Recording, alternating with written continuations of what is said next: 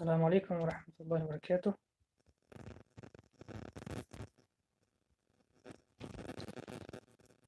وعليكم السلام ورحمة الله وبركاته.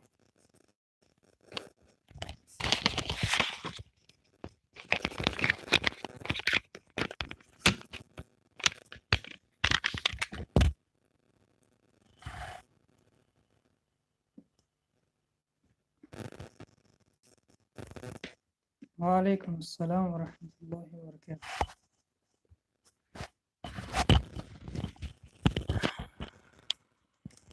وعليكم السلام ورحمة الله وبركاته.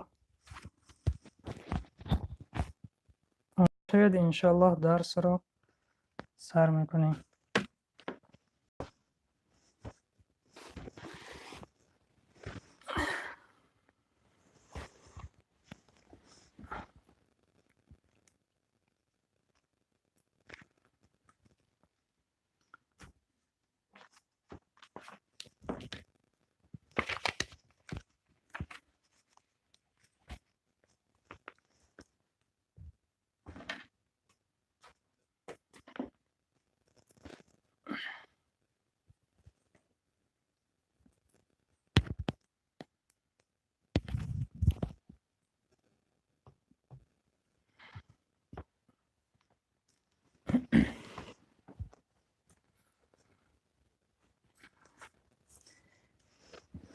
وعليكم السلام ورحمة الله وبركاته.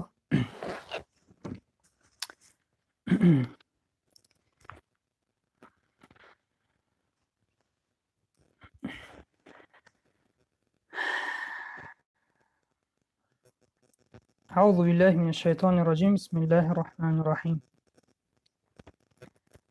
الحمد لله رب العالمين والعاقبة للمتقين والصلاة والسلام على نبينا محمد وعلى آله وصحبه أجمعين. اللهم انفعنا بهذا العلم في دارين. خداوندا نفع فایده این علم را در این دنیا و آخرت بر ما نصیب بگردان.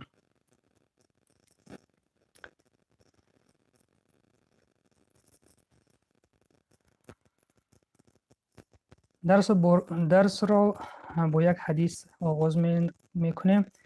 پیامبر اکرم صلی الله علیه و سلم گفتند که اگر قرآن را داخل پوست گذارند این پوست را آتش نمی سوزاند. یعنی داخل قلب های انسان ها اگر این قرآن جای شود داخل قلب های ما و ما به این قرآن عمل بکنیم و جسد ما را در دوزخ نمی سوزانند به سببی اینکه قرآن را خواندیم به آن عمل کردیم در زندگی و این نجات ما در روز قیامت می شود ان شاء الله.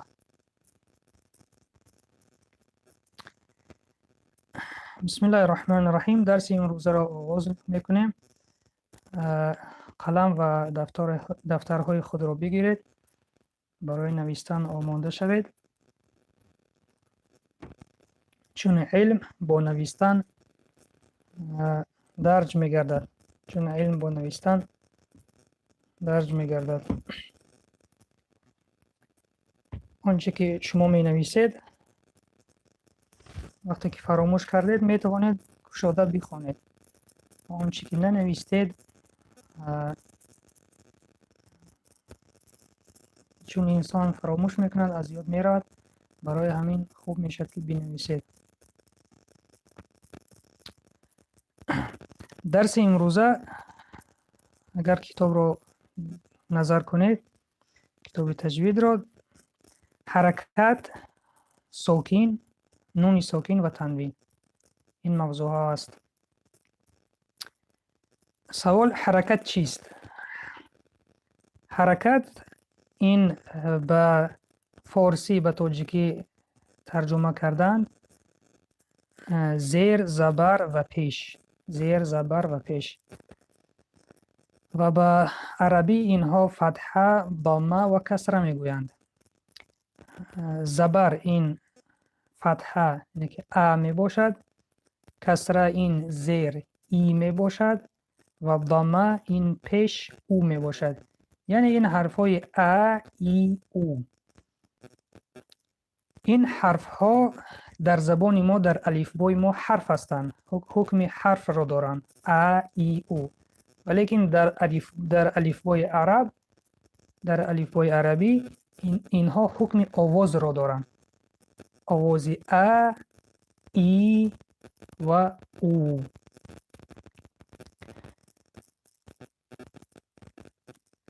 سوال دیگر، ساکن چیست؟ ساکن به بالای حرفا گذاشته می شود. هر آن حرفی که زبر و زیر و پیش نداشته باشد، یعنی که ا ای و او نداشته باشد، او حتما ساکن را می گیرد، حکم ساکن را می گیرد. یعنی ساکن عدم این حرکت ها، یعنی در کدام حرفی که این حرکات ساکن جای آنها را می گیرد. و شکل ساکن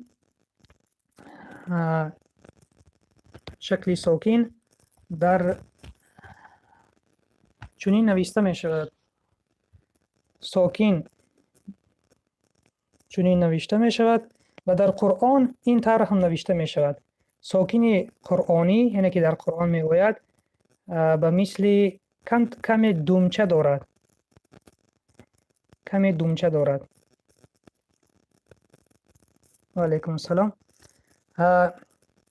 موضوع اول ما این حرکت ها ما گفتیم ا ای او، یا به زبان ما، به زبان تاجیکی فارسی، اینه که زبر زیر پیش، و زبان عربی فتحه کسره ضمه. دویم موضوع ما این تنوین است. تنوین چیست؟ تنوین این دو زیر، دو زبر و دو پیش را گویند، یعنی با آواز ان، این و اون، ان، این، اون. یعنی دو حرف را به این آواز دو حرف را، آواز الف و حرف نون را با این دو زبر و دو زیر و دو پیش عوض کردند. در اصل اینها حرف نیستند، اینها جاینشین حرف الف و حرف نون هستند، ان، این، اون، که در بالا یا تگ حرف ها گذاشته می شود و چنین خوانده می شود. مثال اگر حرف ب را مونیم، بن، بین، بون. و سیوم موضوع ما گفتیم این نون است، نون ساکن. نون ساکن چیست؟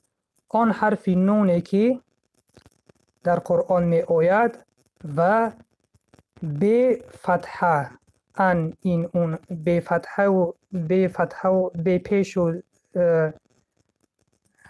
زیر و زبر است، آن را نون ساکن می گویند. و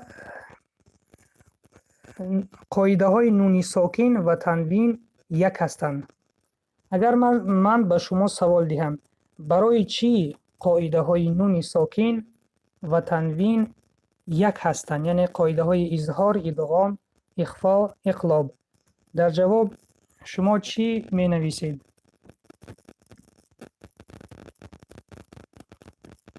جواب شما را انتظارم.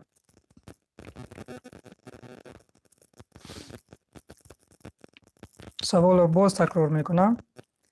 برای چی قاعده های نون ساکن و تنوین یک هستند؟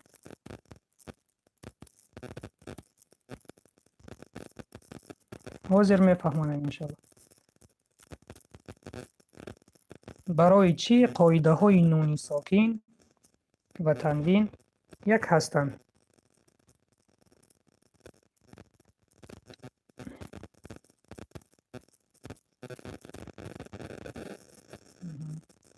اگر جواب را ندانید انشاءالله خودم جواب میدیم.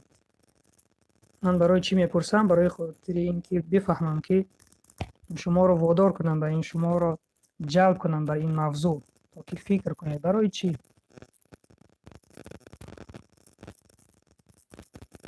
جواب نیست. خودم انشالله جواب میدم. ببینید برادران، برای چی قاعده های نون ساکن و تنوین یک هستند؟ برای خاطری که ما گفتیم تنوین این یک علامت است که دو حرف را عوض کرده است، حرف الف و حرف نون. اگر تنوین را ما در شکل حرف بنویسیم می شود ان، می شود اون، می شود این. ببینید برادران، اگر ما تنوین را کشاییم و در کشاده و در شکل حرف نویسیم می شود ان، این و اون. یعنی که آخری تنوین هم نونی سکون هست. آخری تنوین هم نونی سکون است.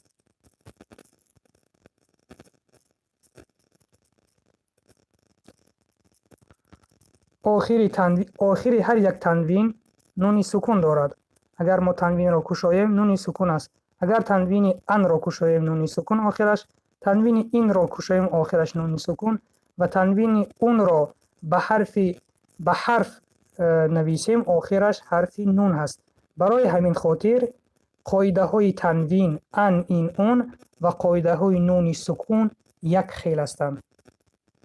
به همه فهمو شد این موضوع؟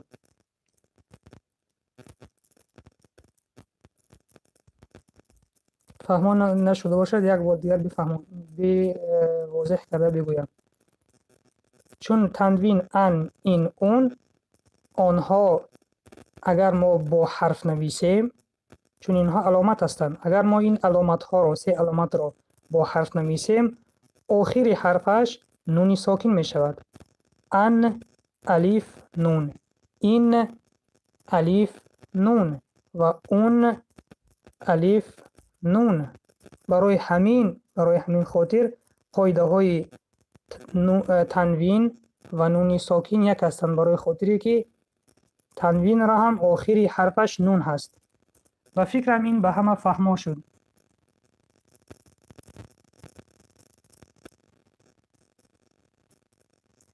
محمد قربانов، اگر شما در درس‌های پیشتر نبودید و آگاه نیستید، بدونید که درس ما درس تجوید است و ما درباره این موضوع تنها صحبت میکنیم و شیطان مرد یا زن بودنش این درس‌های دیگر است. اگر شما آموختن تجوید را بخواهید مرحمت در درس اشتراک کنید و سوال‌ها آید به درس نویسید.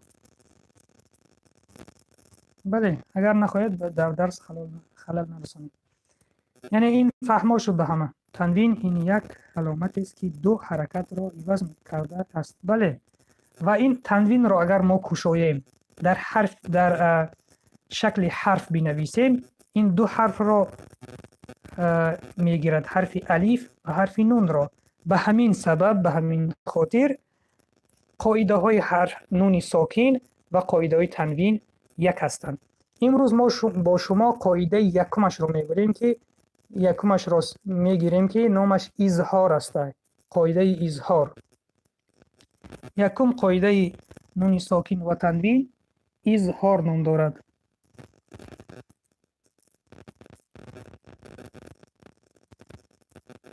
یکم قاعده نون ساکن و تنوین اظهار نام دارد. بنویسید اظهار. با زبان عربی اظهار، با حرف وا، اظهار، اظهار.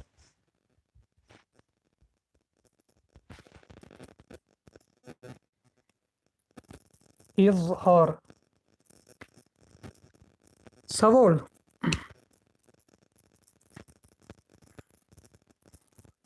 اظهار چیست؟ اظهار چیست؟ جواب: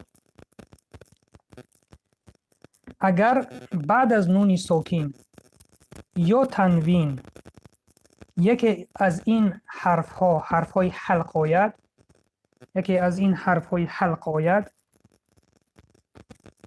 نون ساکن رفشن خوانده می شود. نون ساکن رفشن خوانده می شود. اگر بعد از نون ساکن یا تنوین یکی از این حرف ها آید، حرف های همزه، عین، ح و غین، خا، همین نون ساکن روشن خوانده می شود. این را اظهار گویند.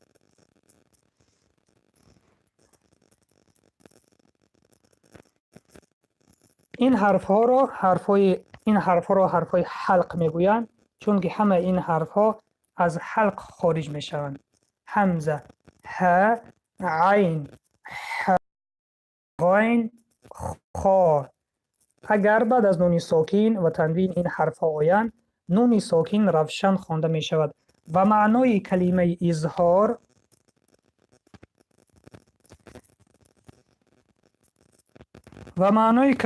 اظهار این روشن خواندن حرف نون است. حاضر انشاءالله مثال ها از سوره ها می داریم.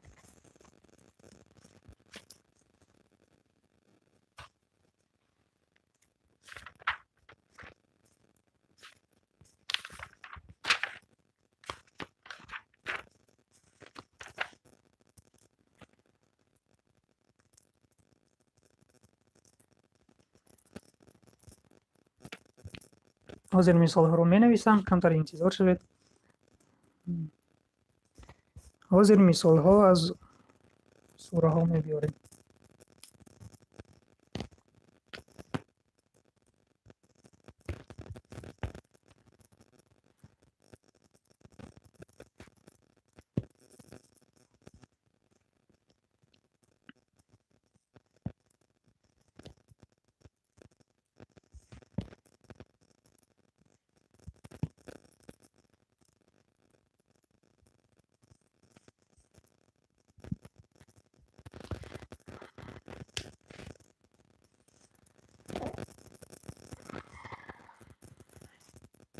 اینجا مثال ها: من خوف، من خوف. مثال دوم: من عندی، من عندی، من عندی. به سبب آنه که بعد از نون سکون این دو حرف حلق، حرف های اظهار آمدن، نون روشن خوانده می شود. من خوف، من خوف. و دوم من عندی، من عندی.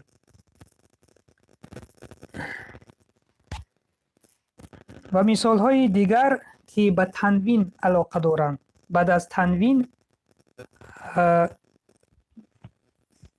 بعد از نون سکون، بعد از تنوین این حرف های حلق می آیند. مثلا در سوره اخلاص: کوفوان، کوفوان احد، کوفوان احد. در سوره اخلاص: کوفوان احد.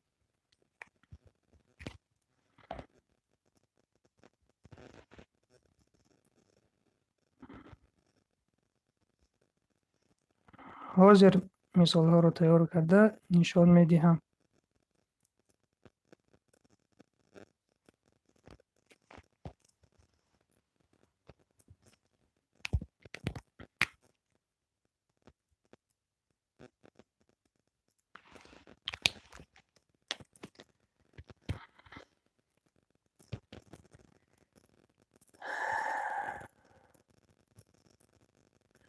ببینید یک بار دیگه: من خوف، بعد از نون سکون حرف حلق آمد، نون روشن خوانده می شود.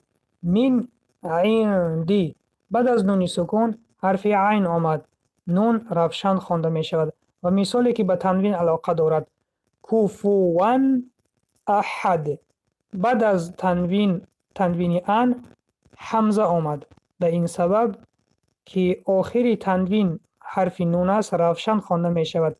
کفوا احد، کفوا احد.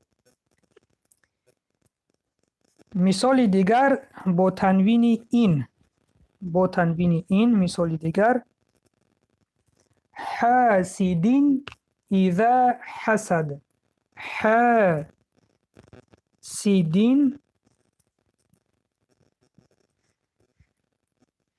اذا حسد، حاسد اذا حسد.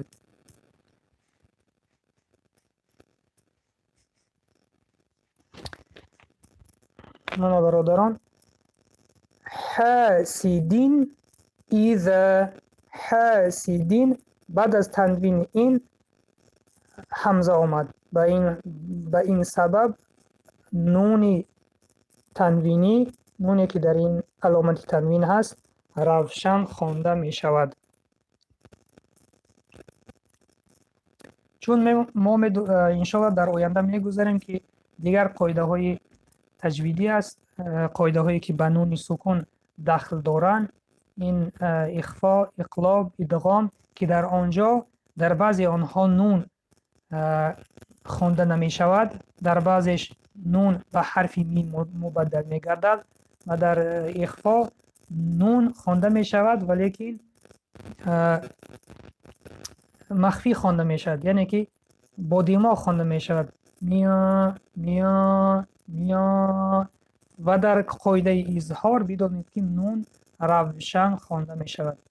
این بود درس امروزه درباره اظهار و حرکت ها. دایر به درس سوال باشد سوال بدهید.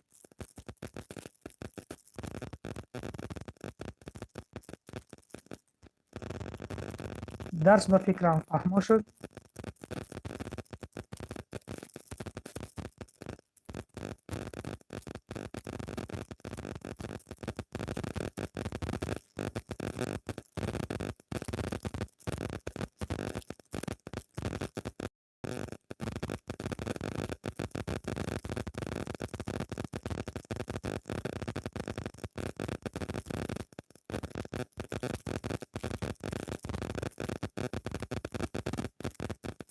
اگر دایر به درس سوال باشد بسم الله سوال ها را بدهید.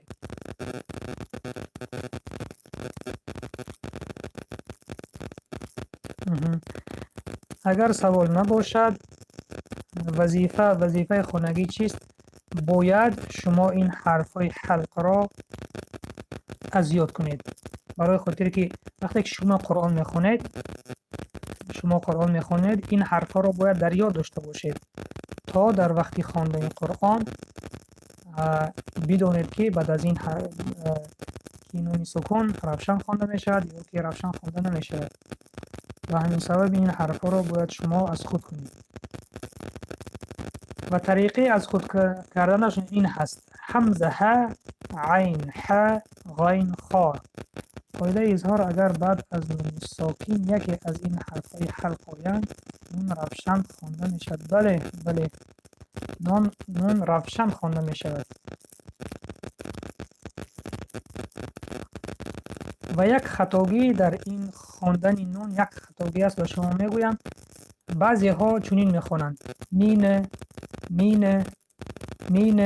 یعنی قلقله میکنند. چون حرف نون از حرف قلقله نیست است، این حرف را قلقله کردن خطا است. برای خاطر مین گفته آواز را باید تمام کنیم. مین. وقتی که مینه میگویند این خطا است. مثلا مین خوف، این خطا است. باید چنین خوانده شود: مین خوف. یا که کفوان احد، اگر چنین بخوانند کفوان، این خطا است. برای خاطر این خطا نشدن باید پیش از آنی که زبان را از کام میگیریم، چون مخرج حرف نون نه سری زبان به پیش کام میرسد باید پیش از گرفتن زبان از کام آواز را تمام بکنیم. من من.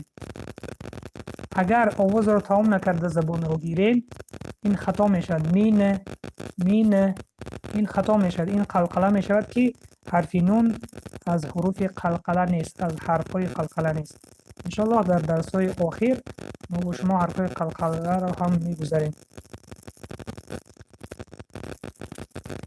كفوا كفوا أحد كفوا أحد. طریقه درست خواندنش این است.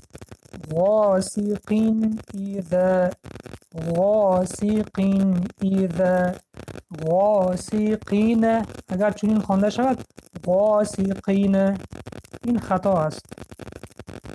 طرز درست خواندن غاسقین غاسقین إذا. و فکرم درس به همه فهم.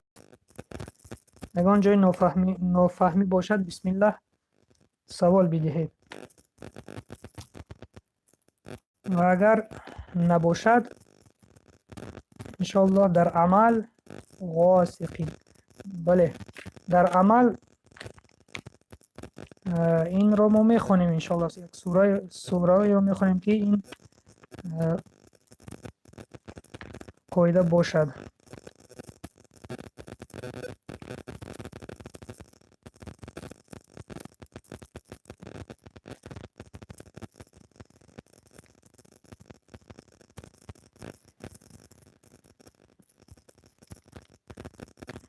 بسم الله سوره اخلاص را میخونیم که چون این قاعده اظهار در آخرین آیت سوره اخلاص هست. در سوره اخلاص گوش بدهید.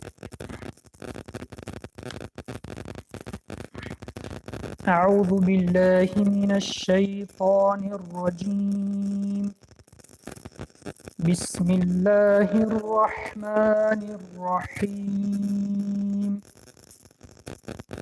قل هو الله أحد الله الصمد لم يلد ولم يولد ولم يكن له كفوا أحد ولم يكن له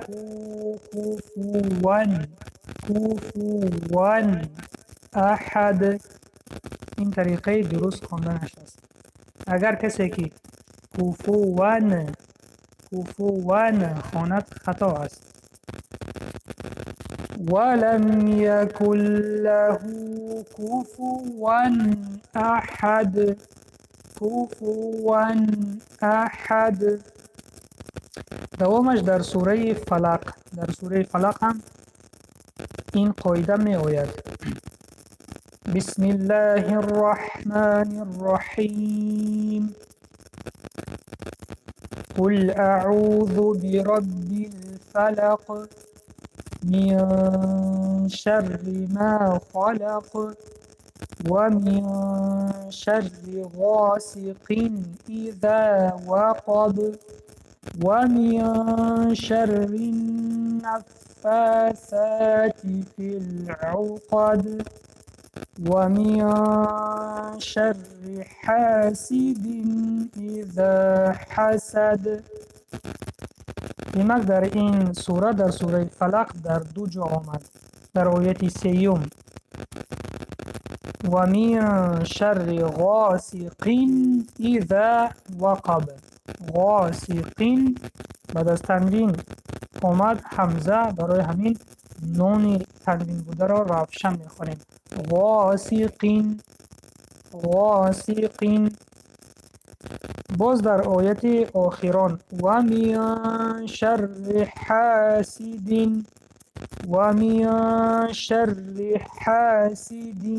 اذا حسد. حاسد بعد از تنوین این حرف حمزه آمد، به همین خاطر حرف نون رفشن خوانده می شود. این بود قاعده های حرف نون در قرآن. و این را خواستم به شما بگویم که امروز ما مخرج حرف را هم در کانال گذاشته، می توانید از آنجا بخوانید و مخرج حرف رای خود را اصلاح بکنید.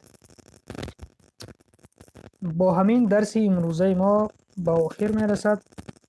اگر سوال ها باشند پاییز این درس بسم الله سوال بده.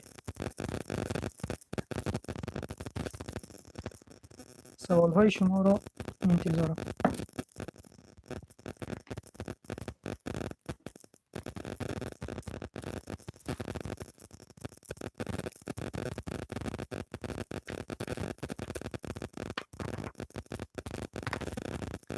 قاف، حرف قاف چگونه؟ حاضر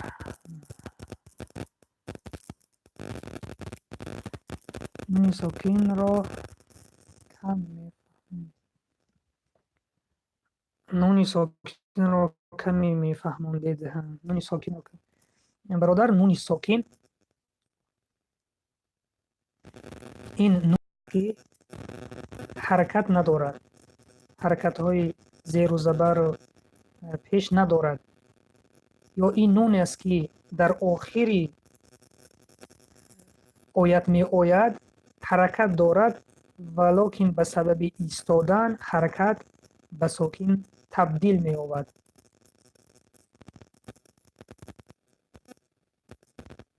و اگر بعد از این نون یا که تنوین ان این اون این حرف های حلق آیند، قاعده اظهار خوانده می شود، یعنی نون روشن خوانده می شود. سوال دیگر، حرف قلقله هست قاف. بله، قاف حرف قلقله هست. برای همین در تلفظ باید کمتر قلقله بدیم. ایق ایق ایق. اگر ایق خوانید خطا است. ایق. حرف دال هم حرف قلقله است. چون که شما گوش کردید ما سوره رو بخواندیم، احد، قل هو الله احد. اگر احد خوانید خطا است. سوال دیگر، چگونه تلفظ می شود قاف؟ حرف قاف حرف استعلا است، با فتحه و الف قا تلفظ می شود. قا. قال. و با کسره قی و با پیش با ضمه قو. قا قی قو. سوال دیگر، فرقیت همزه، فرقیت الف از همزه به فکر ما، فرقیت الف از همزه. این رو بدونید که الف و همزه گاه میشد که همزه در بالای الف می آید، چون الف این حرفی است که آواز ندارد. این حرف است ولیکن آواز ندارد. اگر در روی الف ما فتحه گذاریم ا خوانده می شود، در زیرش کسره گذاریم ای خوانده می شود و پیش گذاریم او خوانده می شود. و همزه هم چنین است. همزه هم خودی همزه آوازی ندارد تا در بالایش و در پایانش حرکت خود نگذاریم.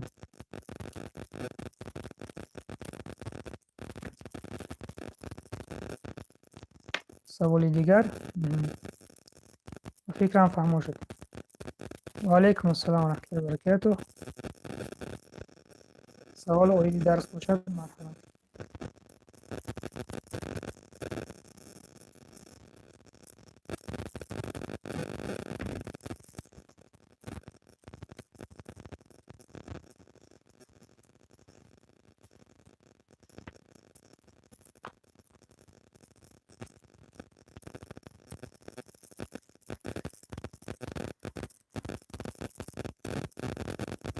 بسم الله. سوال ها باشن می‌نویسید، منتظر هستم جواب بدیم و این درس را تمام میکنیم.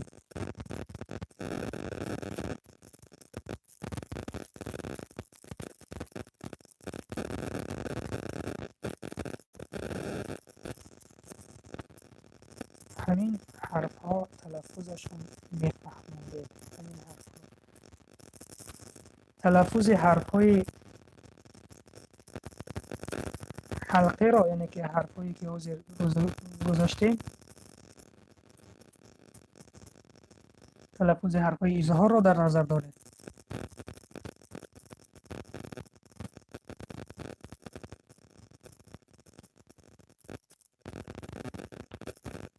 مهربان خواجه، تلفظ کدام حرف را در نظر دارید؟ حرف های اظهار را. اگر حرف های اظهار را در نظر داشته باشید، یکمش حمزه هست. نام حرف حمزه هست، ولیکن آغاز ندارد تا آن دمی که ما بر او پیش و زیر و زبر و پیش داخل نکنیم. دویم حرف ح هست. ح، اهدنا الصراط. ح ح. سیوم حرف عین. حرف عین است. عین حرف های حلقی هستند، از حلق میبرند. عین. عالمین. انعمت. سیومش حرف غاین هست. غاین. غا. غاسقین. غا. غاسقین که این حرف استعلا می باشد، که غفظ خوانده می شد. چهارم حرف خا هست. خا. خالق. خالق. خا. این حرف هم حرف استعلا می باشد. و پنجم حرف ح می باشد. الرحمن. الرحمن. این حرف هم از گلو از حلق می براید. حلق. ح ح. و از ح فرق می کند. حرف ح از حلق نمی براید و حرف ح از حلق می براید. این بود حرفایی که حرفای اظهار این بود. استاد یگان سوال تیم ممکن سوال ها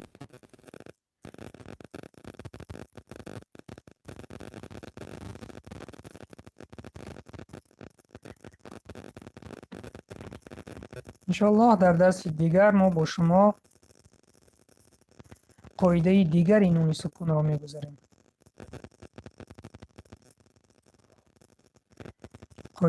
قاعده دیگر نون سکون را میگذاریم.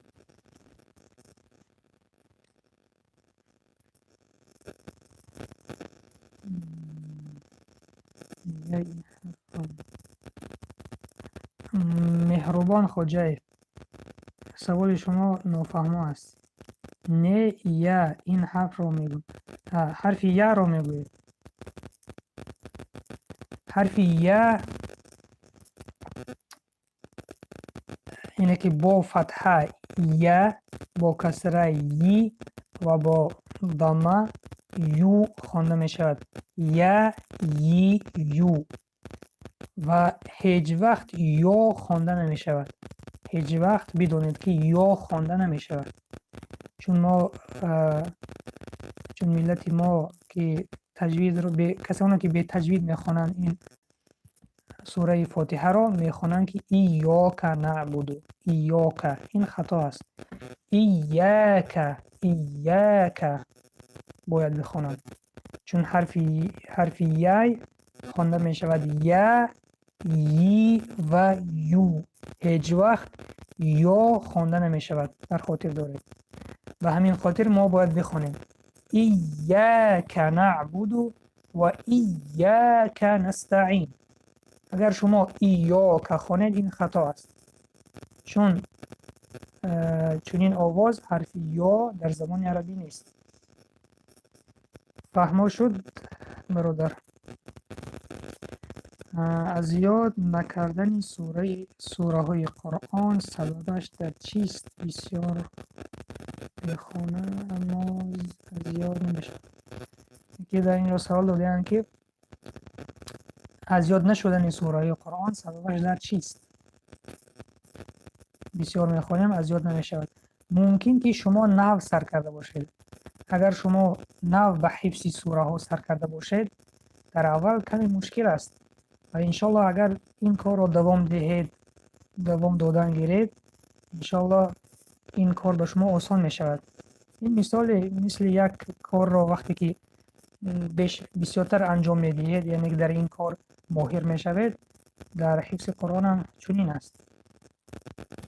کسانی که در خوردی یا گرفتن از یاد میکردن، حفظ میکردن، ببینید برای آنها آسان میواد، چون که آنها در خوردی این کار را سر کرده بودند. و سبب دیگری مثال از یاد نشدن سببهاش بسیار است.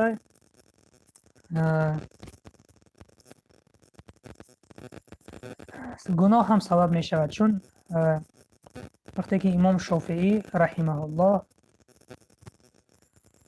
فراموش خاطر شدند و رفتن به پیش استاد خود عرض کردم، گفتن که من خاطرم ناز بود و فراموش خاطر شدم. استاد با آن کس گفتن که ترک گناه بکن، نگفتن که بسیار بخوانه، گفتن که ترک گناه بکن انشالله ناز می شود. و در دوام استاد گفتن که چون علم این نور خداوند است و این نور خداوند در قلب‌هایی که پر از گناه است داخل نمی شود. برای همین از گناه توبه بکن تا این نور خداوند به قلب تو درآید. چون این تفسیر دادن امام شافعی، استاد امام شافعی را. این سبب گناه هم می شود سببی فراموش خاطری. سحر بعد بامداد بسیار خواندن یک کار می شود. بله، حسن یکی از وقتهایی که حفظ کردن قرآن را گفتن این سحر بعد از نماز بامداد است. بله عالمان چنین میگویند که برای حفظ کردن بهترین وقت این بعد از بامداد است، چون با سحر این خیلی وقت خوب است برای حفظ کردن.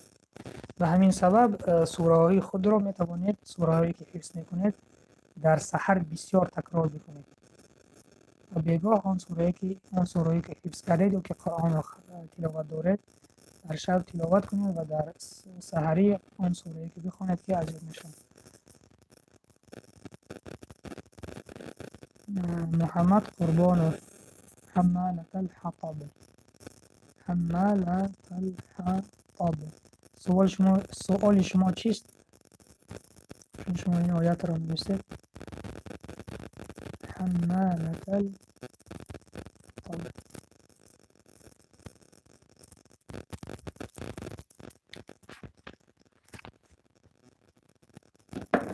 محمد قربانوف هر سوال خود را روشن‌تر می‌کردید.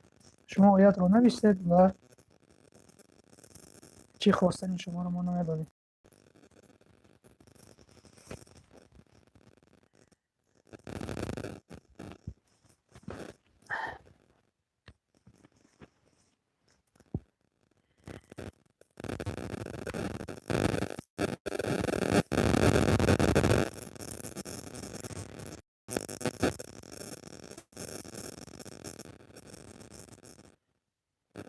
آیت قرآن سوال ها باشند مرحمت.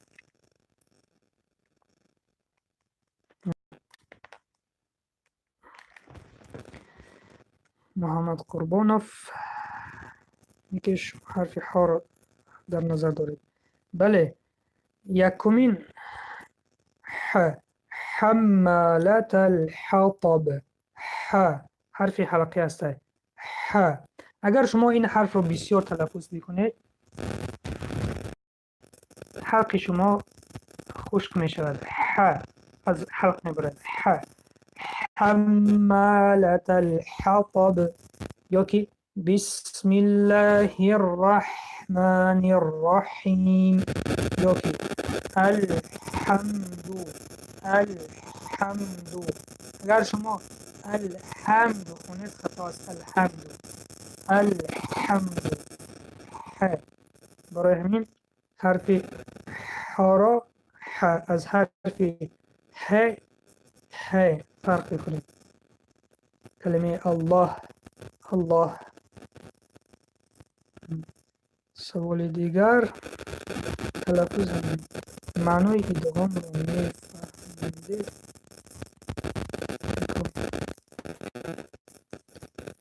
معنای ادغام انشالله در درس های آینده میگذاریم قاعده ادغام را. اینکه ادغام این در آوردن یک چیز به چیزه. مثلا در زبان عربی اگر بگوییم که لجام را در دهان اسب انداختم، می شود که ادغمتو لجام علی الفرس. اینه که انداختن یک چیز به چیز. و در قاعده تجوید انداختن یک حرف به حرف دیگر. انشاءالله در درس های آینده باز فهمانتر میکنیم در این باره. انداختن یک حرف به حرف دیگر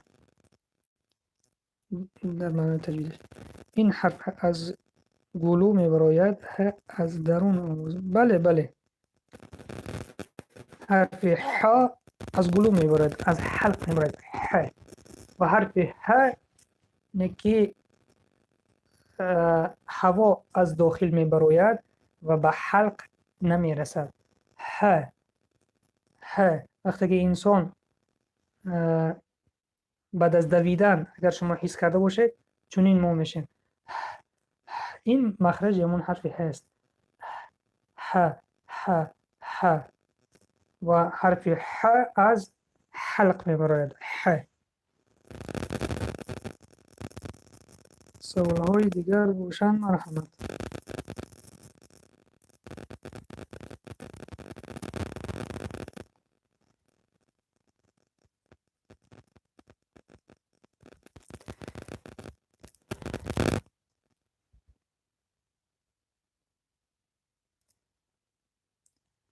سوال قرآن چند آیه دارد؟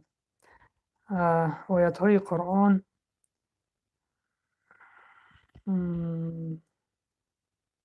6000 یعنی فراموش کردم، از 6000 زیاد آیت است.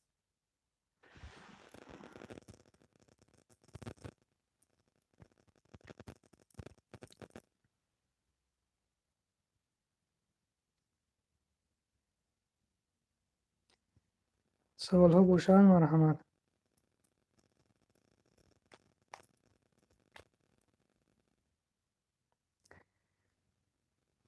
شخصانی که در این 3 درس اشتراک کردید، اگر در این 3 درس اشتراک کرده باشید، درس را گوش کرده باشید، بنویسید که من اشتراک کردم. چون من بدونم که چند شخص در درس ها از درس اول تا درس آخر اشتراک دارد تا این درس.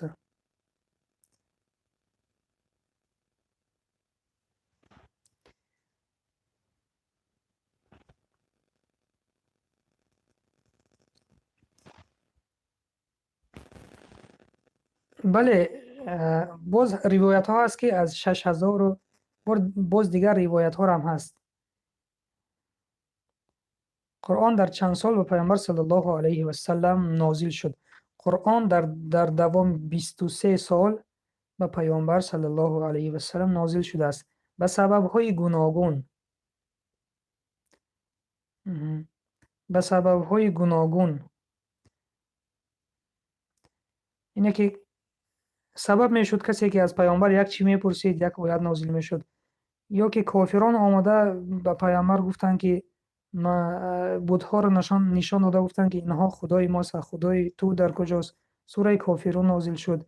همین سبب به سبب‌های گوناگون قرآن در دوام 23 سال نازل شد از لوح المحفوظ به پیامبر صلی الله علیه وسلم. سوال دیگر، من اشتراک کردم 2 نفر باز که اشتراک کرده از درس اول تا حاضر. اگه همین سوره یاسین را باید هر مسلمان فرض است داند یا نه؟ سوال شما هم سوره یاسین را هر مسلمان فرض است باید داند یا نه، از یاد دانستن فرض نیست. مهم این که خواندن، به خطا خواندنش، چون قرآن را با تجوید خواندن گفتیم در درس یکم که فرض است به هر یک مسلمان.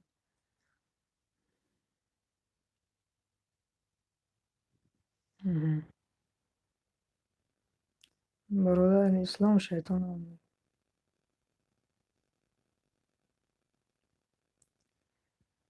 شیطان رو میفهمید مرد است یا زن.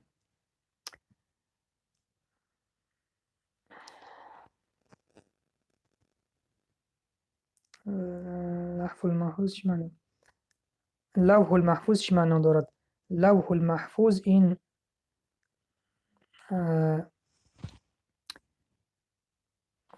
خداوند میداند چیست و آنچه که ما در نظر داریم این یک چیزی است که در آنجا قرآن، سخن خداوند الله، کلام الله یعنی که قرآن و آن چیزی که در این دنیا میگذرد در لوح المحفوظ ثابت است.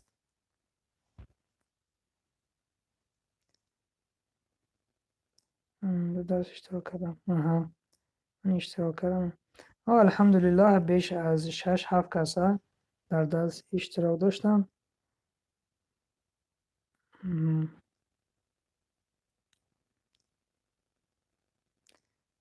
اگر از درس های پیشتر هم سوال باشد بدهید، یکم جا نافهمه باشد سوال بکنید.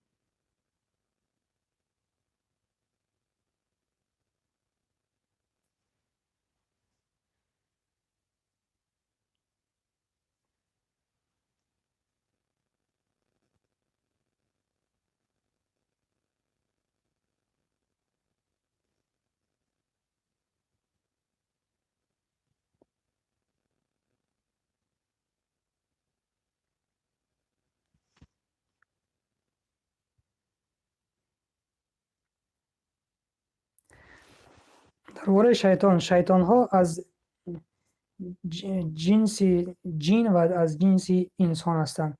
شیطان های جین اگر بگیریم در داخل جین ها هست جین های هم زن هم جین های مرد و در داخل انسان ها آن انسان هایی که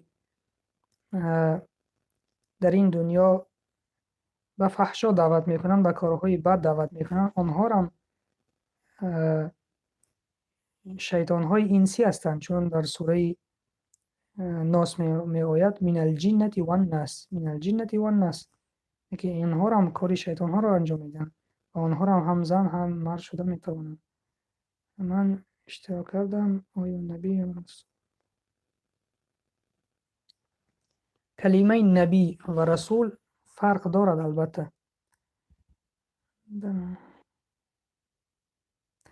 کلمه نبی و رسول فرق دارد. فرق در این است که کلمه نبی، رسول این پیامبر است که بر او کتاب نازل شده بود، یعنی کتاب رسالت نوی را داشت، و نبی آن را گویند که او کاری پیامبر پیشی را دوام داد. یعنی ما میدونیم که به حضرت ابراهیم، به حضرت عیسی علیه السلام، به حضرت موسی علیه السلام، به حضرت محمد صلی الله علیه وسلم، به حضرت داوود علیه السلام کتاب ها نازل شده بودند و اینها هم رسول هستند هم نبی هستند. و آن پیامبرانی که به آنها کتاب نازل نشده بود، فقط آنها دوام دهنده پیامبری پیش از خود بودن، آنها را نبی گویند. به همین سبب همه نبی رسول نیست، ولیکن همه رسول نبی هست. در نماز آواز را بلند کرده خواندن ممکن است یا تگیدی؟ در نماز آواز را بلند کرده خواندن ممکن است یا که به تگ دل خواندن. نماز زنها باشد در نظر داشته باشید، زنها باید خفیه نماز خوانند، یعنی به تگ دل نماز خوانند، و مردها می توانند بلند خوانند. چون نمازهای بامداد، شام خفتن را در جماعت بلند خواندن واجب است و اگر کسی که در خانه خواند بلند خواندن یا پس خواندن سوره بر مرد واجب نیست، یعنی که میتواند بلند خواند و بیشتر در عادت این است که باید نمازهای بامداد، شام و خفتن را بلند بخوانیم و نماز پیشین و عصر را پس بخوانیم. فرضهایشان را در نظر دارم.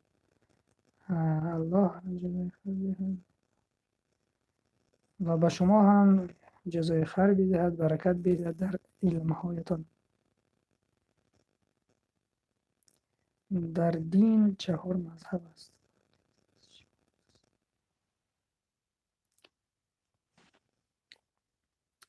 سوالها و درس تمام شد به فکرم.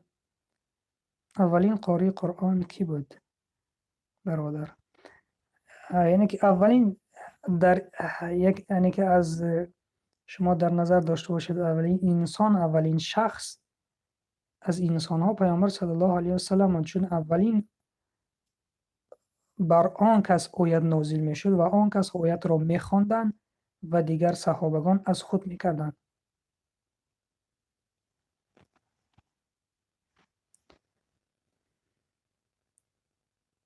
در این 4 مذهب از فرقیتشان از چی عبارت است؟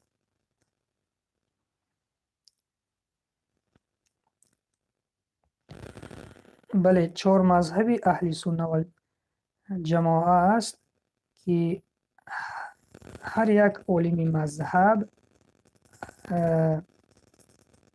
به یگان حدیث، به آیت، به حدیث تکیه کرده دلیل خود را آورده و فتوا می دهند و هر 4 مذهب درست می باشد.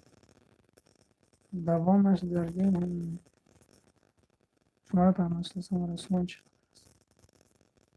شماره پیامبرانی که در قرآن ذکر شده است 25 نفر می باشند و شماره ای که در قرآن ذکر نشده است به یک روایت از 1000 زیاد، به دیگر روایت از 2000 زیاد و باز علما میگویند که خداوند میداند عددهایشان را، چون که در قرآن آیت آمده است که خداوند میگوید که ما پیامبرانی را که بر تو ذکر کردیم، که بر تو محمد صلی الله علیه و سلم آنها را گفتیم و این چنین ما باز گروه پیامبران را بر تو نگفتیم که کیستند آنها. برای همین خداوند داناتر است به عدد آنها. در روایت ها میاد 1224، در دیگر روایت 2224 و همین را بدانید که 25 نفری آنها در قرآن ذکر شده است. شماره کنیم.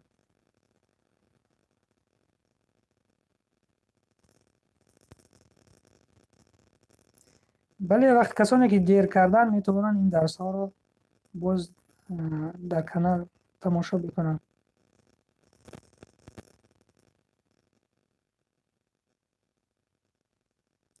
هدف از زندگی پس از مرگ چیست؟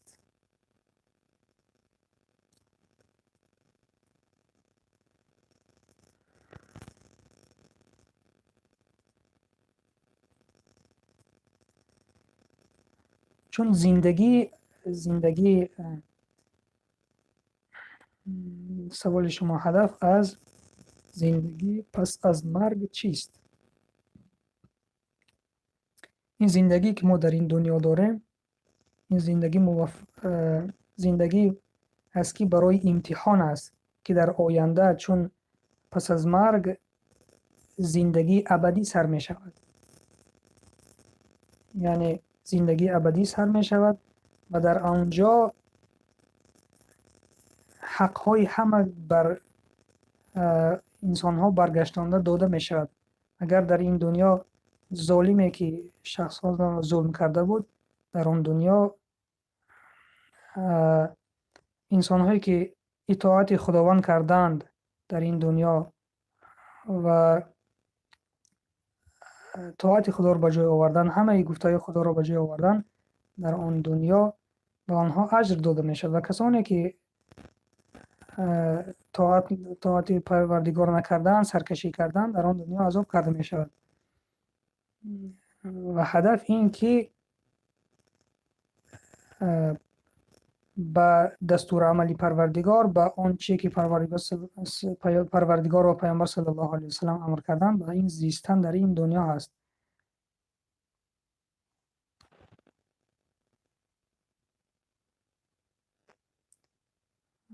وقتی دعا کردن آمین دستانمون رو کشو. سوال شما وقتی که دعا کردن آمین دستانمون رو کشاده دعا کنیم درست است؟ بله، آنچنان که اجدادان ما تا این روز دعا کردن، اینی که دستان رو کشادن خیلی دعا کردن، ما این چنین دعا میکنیم. همش خوب است انشاءالله، درست است همش. چون وقتی جدا کرده ما هم به پایان رسید، با این درس را به آخر برسانیدیم و به یک چند سوال های شما جواب دادیم. سوال های بیرون از درس هم بود. به همین خاطر درس را انجام میدهیم و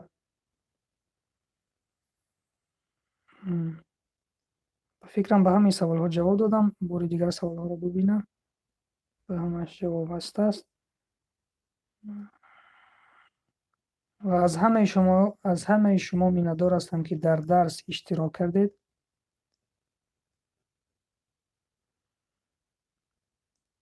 و می توانید درس را بار دیگر گوش بکنید. این و در آمده در صحیفه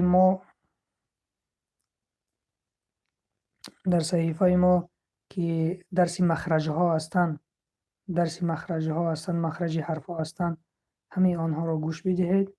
انشاءالله با در آینده دیگر حرف ها را میگذاریم. امروز حرف را گذاشتیم.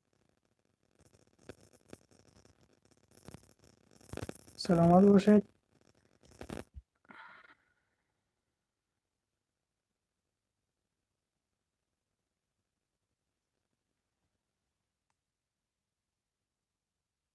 آمین آمین. انشاءالله باز درس ها می شوند. اگر اعلان می نویسیم پیش از اون روزی که درس شود انشاءالله. با همین صحبت را به آخر می رسانیم. الله شما را در پناهش نگه دارد.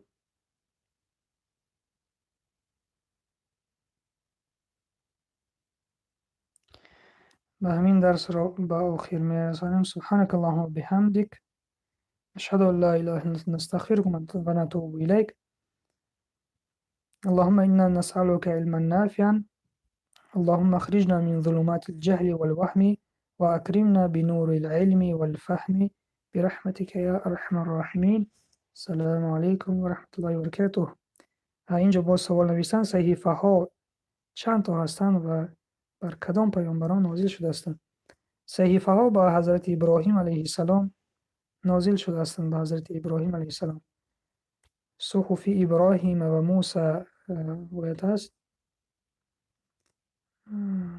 آمین. پناه خدا. آمین. السلام علیکم و رحمت الله و برکاته. در حق ما دعا کنید. السلام علیکم و رحمت الله و برکاته. تا درس های آینده در امان خدا باشید، در حفظ و امان خدا باشید. السلام علیکم و رحمت الله و برکاته.